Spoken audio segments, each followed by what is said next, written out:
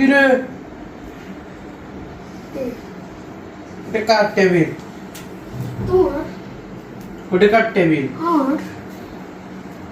তুই তোর টেবিল ফেলে আমার টেবিলে কেন বসছিস? ইচ্ছা হয়েছে বসছি। যা এখনই যা, যা ওই টেবিলে যা। তোর টেবিল আছে না একটা? কেন? তোর টেবিল আছে না একটা? তুই তোর টেবিলে যা। কেন পড়লে সমস্যা কি?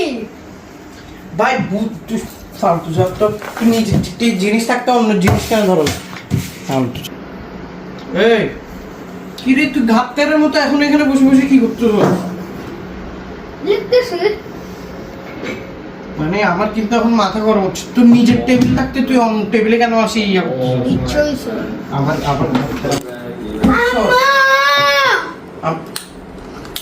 আসুক আম্মু, আসুক, ঠিক আছে আম্মু। আম্মু আপনার ছেলে দেখেন আমি পড়তেছি, আপনার ছেলে আমাকে জ্বালাচ্ছে, আমাকে পড়তে দিচ্ছে না। কিরে নেহাল, কি সমস্যা? পড়তে বসছে, ওকে ডিস্টার্ব করতেছেন কেন? আমি জানতাম তো আপনি ওর পক্ষে টানবেন। ও নিজের টেবিল একটা আছে সুন্দর, ও আমার টেবিলে কেন বসবে? আরে ভাইয়ের টেবিলে ভাই বসলে সমস্যা কি? আর যেহেতু যখন আমি ওর জিনিস ধরি তখন তো আপনি এইসব বলেন না, ভাইয়ের জিনিস ধরলে সমস্যা কি ভাই?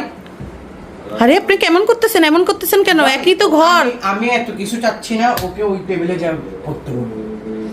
আমি এত কিছু শুনতে চাচ্ছি না, এত কিছু আমাকে বুঝাইও না। তুমি যাও, আমারটা তো বড়।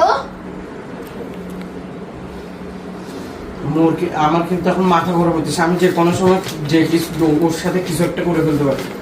আরে বসুক না, ভাইয়ের টেবিলে ভাই বসছে, এত বিরক্ত করতেছেন কেন শুধু শুধু? এই তো আপনি এভাবে ওকে ছাড়নি বলছি আমি ওকে, যে এর আপনাকে বলছিলাম যে টাকা ওয়েস্ট করার দরকার নেই, একটা টেবিলে কিনেন, দুই ভাই একটা টেবিলে বসে বসে পড়বো। কিন্তু না, দুই ভাইয়ের আলাদা টেবিল থাকবে। তখন কই গেছিল যে আপনার ভাই জিনিসে ভাই ধরলে কি হয়? হ্যাঁ, আরে সিম্পল একটা বিষয় নিয়ে দুই ভাই ঝগড়া করতেছেন কেন আপনারা? বিষয় সিম্পল না, বিষয় অনেক ইন্টেন্স। বুঝার চেষ্টা করেন, সিরিয়াস। ওকে বলেন যে ওখানে যাই পড়তে, আমার টেবিল ছাড়তে। আমার টেবিল আমি যা ভাঙ্গি, আমি যা করি ওটা আমার ব্যাপার। ওখানে আমার টেবিলে বসবে। আফরাজ, সেটাও তো কথা ঠিক। আপনি আপনার টেবিলে চলে যান, আর ভাইয়ের টেবিলে ভাইয়া বসুক। ওকে আমার টেবিলে বসুক। আমার কোনো শখ নাই অন্য মানুষের জিনিস নিয়ে ঘাটাঘাটি করা। আমি তোর মতো ফালতু মানুষ না যে যে নিজে দুইটা ভাই এত ঝগড়া করলে হবে ছোট ছোট বিষয়? শুনতে চাচ্ছি না। আপনি ওকে আমার টেবিল থেকে সরান।